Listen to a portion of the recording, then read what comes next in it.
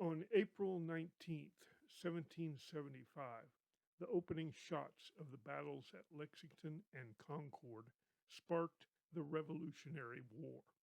The following day, Daniel Shays was sworn into the Continental Army as a sergeant serving under Captain Reuben Dickinson's company from Hampshire County, Massachusetts. They marched east and, along with thousands of other militiamen, converged in what became known as the Siege of Boston. The so called siege was just a standoff between Patriot and British troops, but in June of 1775, recently promoted Ensign Daniel Shays was part of the action that later became known as the Battle of Bunker Hill. The Patriots did not hold their ground and were forced to retreat. The historical record is not specific as to why, but after the battle, Ensign Shays was promoted to second lieutenant for his conduct during the hasty retreat west across the narrow Charlestown Neck under heavy naval bombardment and back to safety in Cambridge. By 1777, Daniel Shays had climbed the ranks and was serving as a captain under General Benjamin Lincoln in the Champlain-Hudson campaign. In October of 1777, Shays was present at the Battle of Bemis Heights, where he would have witnessed one of the most spectacular events of the Revolutionary War when Patriot General Benedict Arnold charged Bremen's redoubt and was severely wounded, almost losing his leg. He also would have witnessed the British surrender after Bemis Heights, which was an important turning point in the Revolutionary War. That same summer of 1777, the newly created Republic of Vermont declared their independence, not actually one of the 13 states and not recognized by New York, New Hampshire, or even the United States. The independent Republic of Vermont would come to play an important role in Daniel Shays' life. By 1779, Captain Shays was serving in a regiment reporting to Brigadier General Anthony Wayne, known by many as Mad Anthony because of his quick temper and fiery personality. In July of 1779, Shays was part of Mad Anthony's assault on the British stronghold at Stony Point, New York. General Anthony fell when he received a grazing wound to the skull, but by morning had tied a bloody rag around his head and was on his feet congratulating his troops for their victory. After Stony Point, Captain Shays' company was transferred to report to the Marquis de Lafayette. They were positioned on the New Jersey side of the Hudson River when British warships landed nearby and 3,000 soldiers debarked. Cannons from the warships dropped volleys onto the open field. Lafayette ordered a bayonet charge, and Captain Shays was among the patriots who forced the enemy into the river. About half of the 3,000 British soldiers were slain at bayonet point. The other half made it to the ships and escaped. Sometime after that skirmish, the Marquis de Lafayette presented a short, light, decorative saber to every officer serving under him, including Daniel Shays. In the fall of 1780, General Benedict Arnold, the hero of Bemis Heights, betrayed the Patriot cause and sold information to the British. Though Arnold escaped unscathed, British Major John Andre was captured by Patriot soldiers and found to have vital information hidden in his sock.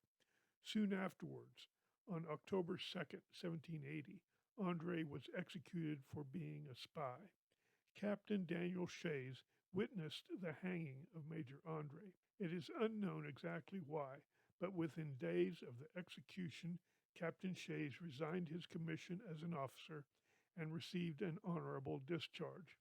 Being Shays had never received any pay during his time in the Continental Army, he sold the decorative sword that had been a gift from Lafayette and used the funds to travel 150 miles from Tappan, New York, to his home in Pelham, Massachusetts, a town that would be at the epicenter of the events that would come to be known as the Shays Rebellion.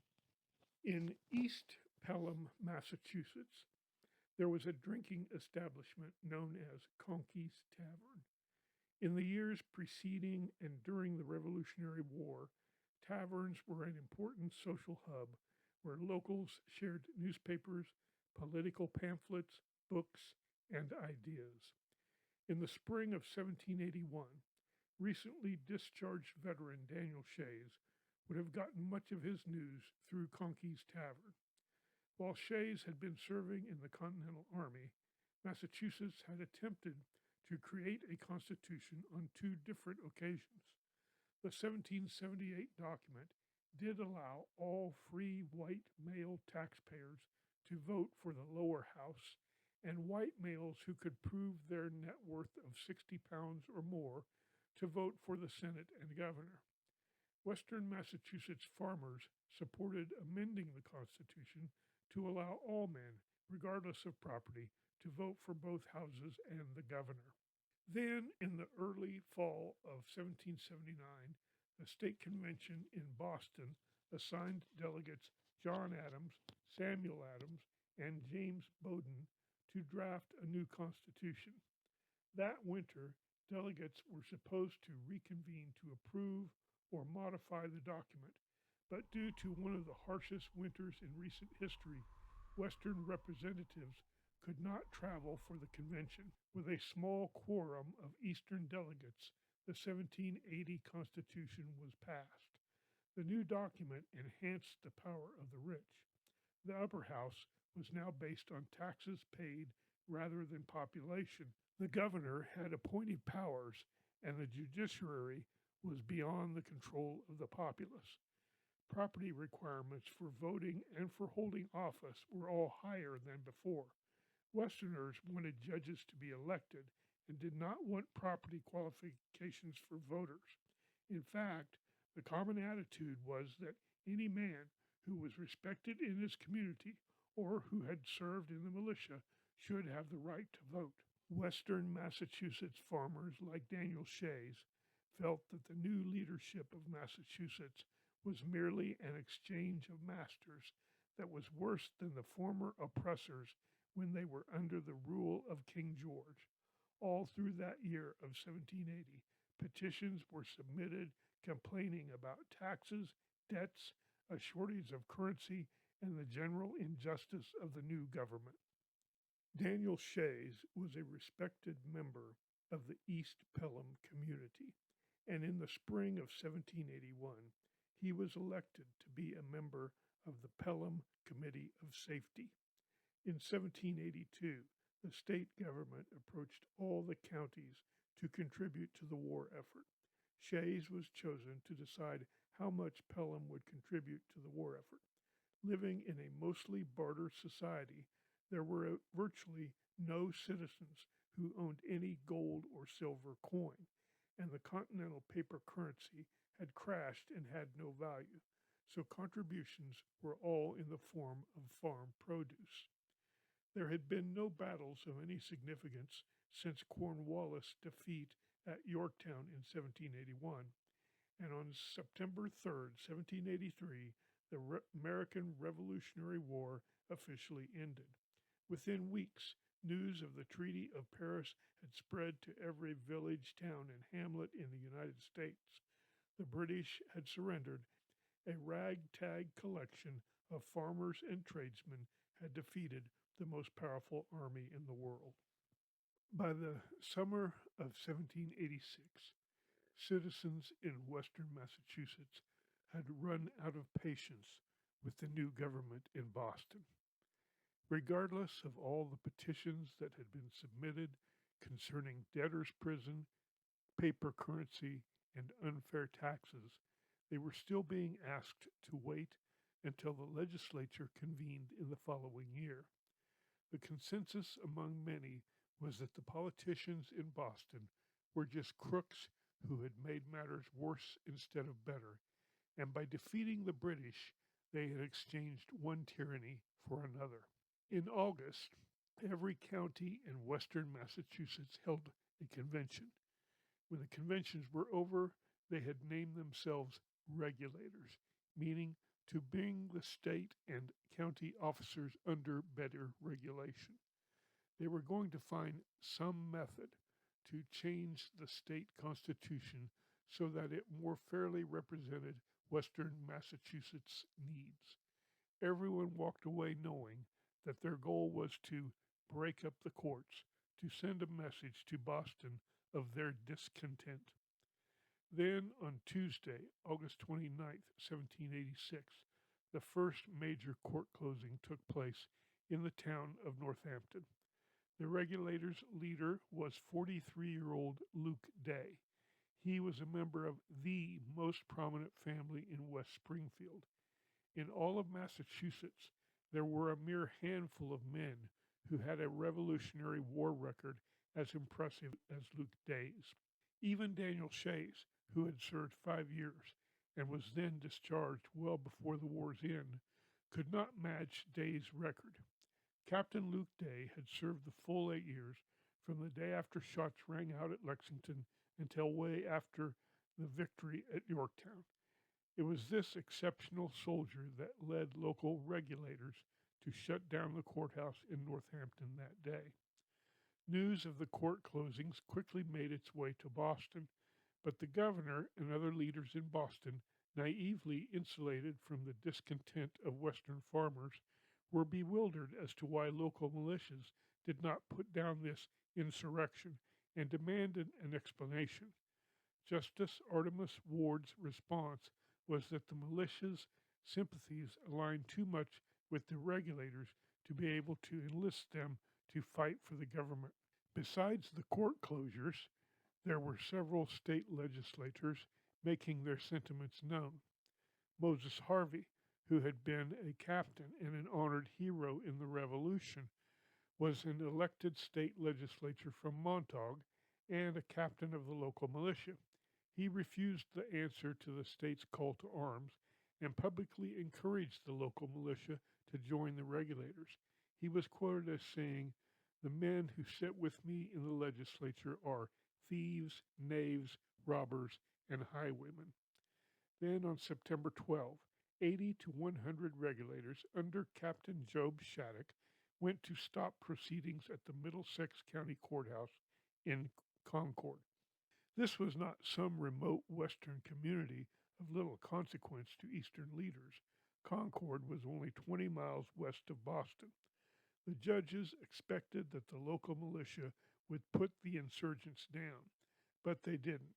Instead, a group of men who proclaimed themselves neutral attempted to moderate between the regulators and the judges.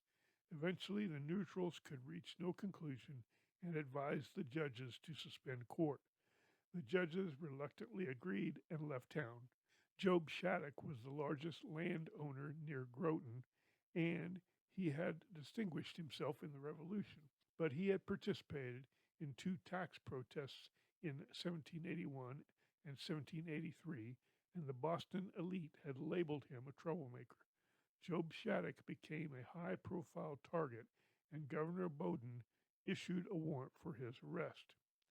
It was at this time that Governor Bowdoin, along with the help of famed Revolutionary patriot Samuel Adams, created legislation known as the Riot Act. The law forbade more than 12 people from assembling with weapons in public. Just 12 years earlier, Samuel Adams had been the colony's #1 insurgent.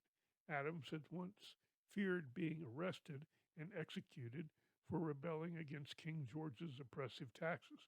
Now he demanded death for fellow citizens who rebelled against unjust taxes issued by his own government. No longer under the yoke of the king's unjust taxes, and recently ascended to a new position of power, he was quick to pass the yoke of injustice to his fellow citizens, many of whom had fought in the very war that Adams' actions had ignited. In many ways, this law enacted by Bowdoin was the final straw between Western regulators and Eastern policymakers. This law that existed on paper in the East was virtually impossible to enforce in the West and did nothing except to infuriate the very people who were trying to bring about a proper balance of power. Across all of Massachusetts, very few citizens knew that behind closed doors in Boston, the powerful elite were discussing a crucial issue. Massachusetts, like all of the states and even the central U.S. government, had a huge war debt. The states had issued paper notes, basically IOUs, to finance the war. Massachusetts' consolidated notes expressly stated both principal and interest to be paid in the several species of coined silver and gold.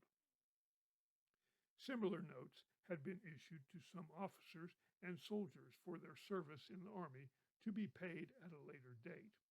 But state coffers were nearly empty of gold and silver coin, and it was impossible to honor the outstanding notes without raising new tax revenues. But the important question to Boston politicians was, at what value should these notes be paid? The consolidated notes issued in April of 1778 had immediately depreciated to 1/4 of their face value, and by 1781 had plummeted to 1/40th of their face value. Most other states had paid off their notes at current depreciated value, Virginia as low as 1,000 to 1, and the central government at 40 to 1. The issue first came to light to the general public when the matter was brought to the floor of the Boston legislature. Unlike the states that had paid off notes at depreciated value, the Massachusetts House voted to pay off at full face value. This decision was a huge windfall for anyone who had speculated in these promissory notes. Most soldiers had sold their notes for 1/8 or 1/10 of their value just to get enough coin to pay their way home, arriving at their neglected farms in tattered clothes, frequently without shoes and near penniless. What wasn't known to the common citizens, but was well known to a few who were well connected, was that 80% of the notes made their way into the hands of speculators who lived near Boston, and almost 40% of the notes were held by a mere 35 men, and those 35 men wielded significant power with the governor and the legislature, the same legislature that was responsible for passing the tax laws to generate the funds to pay off the notes. In the early days of the war, a few of those 35 men had come to the aid of the government and paid in coin to purchase notes and bonds at face value to legitimately fund the war effort. But most of these men had acquired their notes on the open market at rock bottom prices. Very few of those people in public circles knew that it was just 4 of those speculators that ended up with 5% of the paper notes. Jonathan Mason Sr., a wealthy Boston merchant, had accumulated 16,500 pounds worth at depreciated value. His son, Jonathan Mason Jr., accumulated over 6,000 pounds worth. The younger Mason had just been elected to the Massachusetts House of Representatives in 1786, where he represented the people in important matters of taxes and revenues. One of the older Mason's business partners was William Phillips Sr., who also speculated heavily in notes, eventually acquiring about 28,000 pounds worth. Likewise, Phillips' son, William Phillips Jr., who happened to be the son-in-law of Mason Sr., owned nearly 15,000 pounds worth. At the time of the regulation, William Phillips Sr. was president of the only bank in the Commonwealth of Massachusetts. He was a friend of both Samuel Adams and John Hancock. In 1779, Phillips was a member of the convention that framed the Massachusetts Constitution, the very Constitution so reviled by Western citizens. At the time of the regulation, Phillips was one of the most powerful members of the state Senate. Similarly, of those 35 men who held over 40% of the state's paper notes, all of them either served in the state house themselves or had a close relative serving, which means they wrote the very laws that taxed the common citizens so that they could redeem their notes in coin. On Saturday, September 16, 1786, a group of Hampshire County men gathered at Conkey's Tavern, which included Revolutionary War veterans Lieutenant Moses Bullard, Colonel Simeon Hazeltine, and Captain Daniel Shays. Captain Reuben Dickinson of Amherst, the same man who had recruited Daniel Shays into the Continental Army in 1775, recruited any man who wanted to be a part of a process to regulate the courts.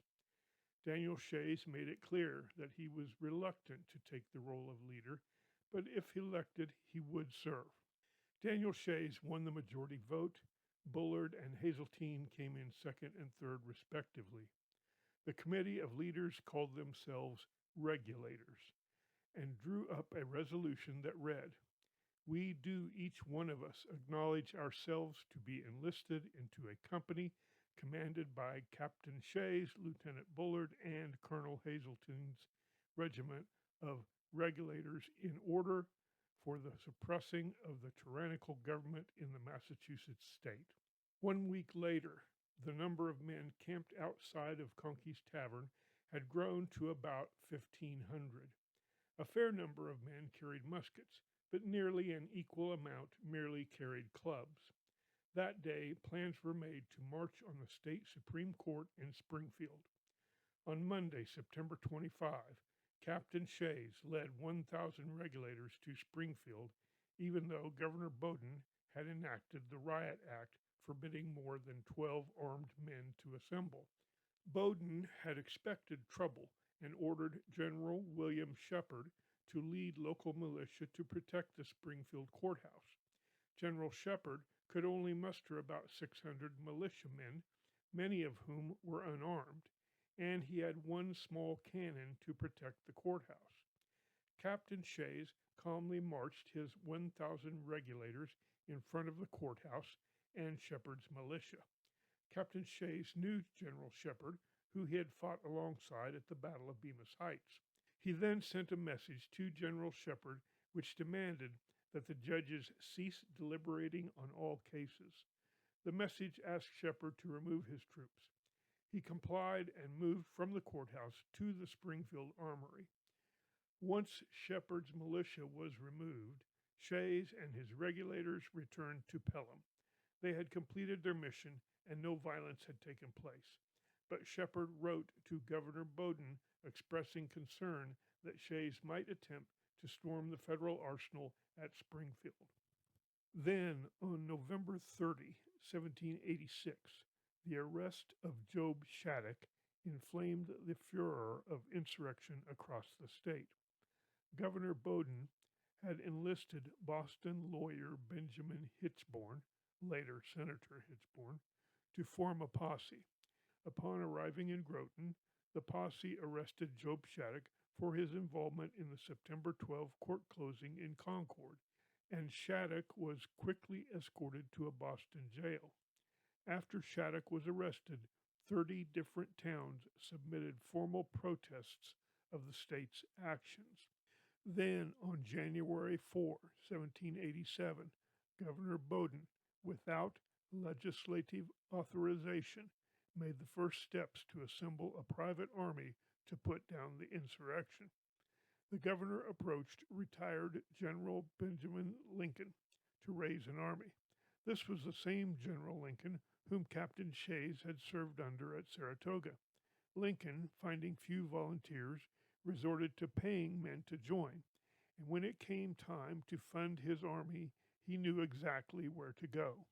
He went to William Phillips Sr. and his associates at the Bank of Massachusetts. John Hancock refused to contribute, but over 150 local businessmen did, and over half of them were speculators in consolidated notes. The biggest contributor was William Phillips Sr., who gave 300 pounds in coin. At the going rate for a soldier's wage of less than 1 shilling a day, this was enough to hire 150 soldiers for a month. But a 300-pound investment was a smart move on Mr. Phillips' part because if their insurrection was put down and the tax revenues collected, he stood to receive 28,000 pounds when he redeemed his paper notes. Lincoln collected enough funds to hire a private army of 4,400 men. Someone once said, "You can always hire half of the poor to kill the other half of the poor." In mid-January, Lincoln set out with his privately funded army heading west. It didn't take long for the regulators to hear that an army was heading their way, and the leaders of the regulation prepared to face them. Lincoln knew that the insurgents might attempt to seize the arsenal, and when the regulators got word that a hired army was westbound, that is exactly what they made plans to do. They knew that even if their numbers were not superior, using the arsenal's weapons and fortifications, they could easily dissuade Lincoln from taking any action. Towns from all over western Massachusetts mustered men to join the regulation and seize the arsenal. But three communities made the biggest contributions. Lieutenant Eli Parsons led about 400 men from Adams on a 50-mile march to Chicopee, located about 6 miles north of Springfield. Captain Luke Day of nearby West Springfield led about 800 men who were camped on the west bank of the Connecticut River. Captain Daniel Shays led about 1,100 regulators on a 30-mile march from Rutland to Palmer, located 20 miles east of the arsenal. Shays, Day, and Parsons had all served as Continental officers, and about 30% of their men were veterans. Separated by about 30 miles, a system of couriers kept the three armies in communication. From scouts, they learned that the arsenal was being guarded by General Shepherd and a local militia of about 1,000 men. With their superior numbers, the regulators felt confident that they could take the arsenal from Shepherd, and the leaders agreed upon a three-pronged attack to take place on Thursday, January 25, 1787, led by Day from the west, Parsons from the north, and Shays from the east. After their decision had been agreed to, and without Shays and Parsons' knowledge, Luke Day sent one letter to Shepherd giving him 24 hours to lay down his arms, and two more letters to Parsons and Shays informing them that the scheduled attack had been postponed by one day. Shepherd decided to ignore Day's demands, but what none of the regulators knew was that Shepherd's men had intercepted the notes concerning the postponement. This gave Shepherd the advantage of knowing that Day's attack would be postponed and placed the regulators at an extreme disadvantage. So on January 25, not knowing that Luke Day would postpone his attack by one day, Parsons and Shays led their armies on what they thought would be a three-pronged offensive. There had been heavy snow in the preceding days. This made for slow progress, and it was late afternoon before the two armies, not three, joined just north of the arsenal. It was decided that Revolutionary veteran Captain James White would lead an advance guard of 400 old soldiers. They marched shoulder to shoulder, about 50 men wide and 8 men deep. Near the rear, the remainder of the men, who were not veterans, were kept in the ready by Captain Shays. Hoping to frighten the advance guard, General Shepherd ordered his artillery to fire over their heads, but was surprised when they quickened their forward pace to a trot. The young, inexperienced soldiers in the rear, originally thinking that they would not actually be fired upon, ran in retreat, leaving the officers and Captain White's advance guard alone. Because the advance guard were not retreating, General Shepherd then ordered that the cannon be fired at waistband height. In the same instant, Shepherd ordered a howitzer that was concealed on the regulators' flank to fire on them with grape shot. 4 men were killed instantly, and many others were wounded. In the brief battle, the regulators had not fired a single shot, and after the second cannon shot, cries of "murder" could be heard from the fleeing men. The cannons roared a total of 6 times. When Captain White realized that the rear guard had abandoned him, he called for retreat and led his men to safety. Some of the regulators were armed with muskets, but many carried swords or bludgeons. Against the arsenal's fortifications and artillery, their chances had been slim. They truly believed that, like the court closings, with their superior numbers, the militia would side with them without any bloodshed. They were sadly mistaken. At dusk, Shays and Parsons led their men 5 miles north to Chicopee, but many men fled for their homes, and the regulators' numbers were greatly reduced by the time they made camp. That same night, Captain Shays sent a letter to General Shepard requesting to retrieve their dead and wounded. The regulators killed that day were Ezekiel Root, Errol Webster, John Hunter, and Jabez Spicer. At least 20 men were wounded, but by midnight they were reunited at the camp at Chicopee. The next morning, the wounded were escorted to their farms and homes near and far.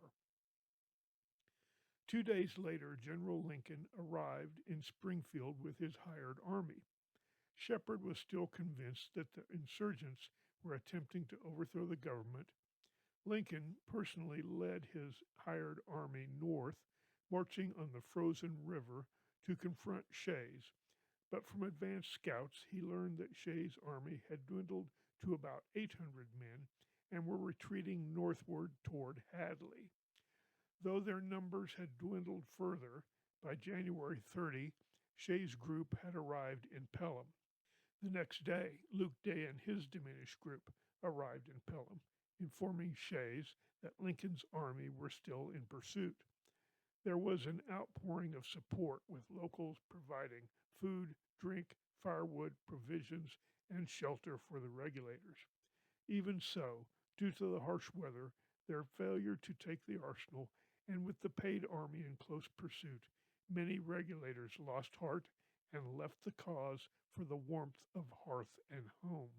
What none of the regulators knew was that the Massachusetts legislature was in session in Boston, and the governor had issued warrants for the arrest of Shays, Parsons, and Day. Meanwhile, General Lincoln's army were bivouacked about 10 miles west of Pelham in the valley town of Hadley. Lincoln's paid army did not receive a warm welcome and had to pay locals for food and drink every step of the way.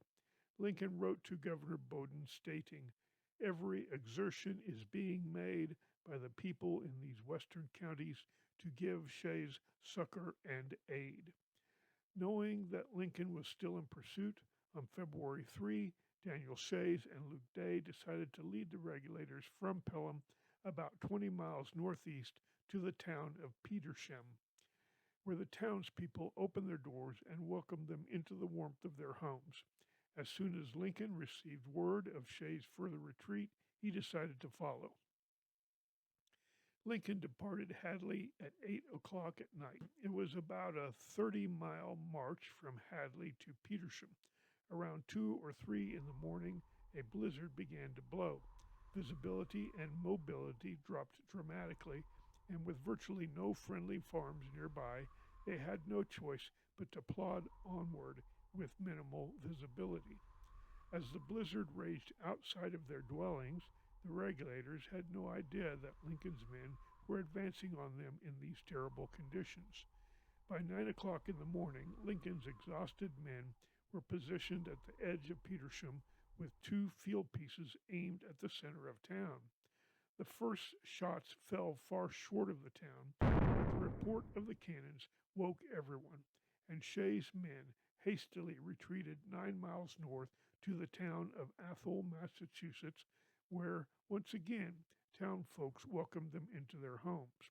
Daniel Shays, Luke Day, and Eli Parsons met with the 200 men that were left of the regulators. Lincoln had made it clear that there would be no pardon for Shays, Day, and Parsons, but the three captains informed the regulators that they were free to choose whether they wanted to make their way back to their homes, where they would probably be granted pardons, or to continue north. The leaders were heading north to New Hampshire and eventually to the independent Republic of Vermont, where the Massachusetts hired army had no jurisdiction. A few rank and file privates departed for their homes, but most of the remaining regulators chose to follow the leaders north to Vermont. As soon as the regulators crossed into New Hampshire, Luke Day decided to separate from Shays and Parsons. This was a poor decision because soon afterward he was captured by a pro-government group of New Hampshire militia.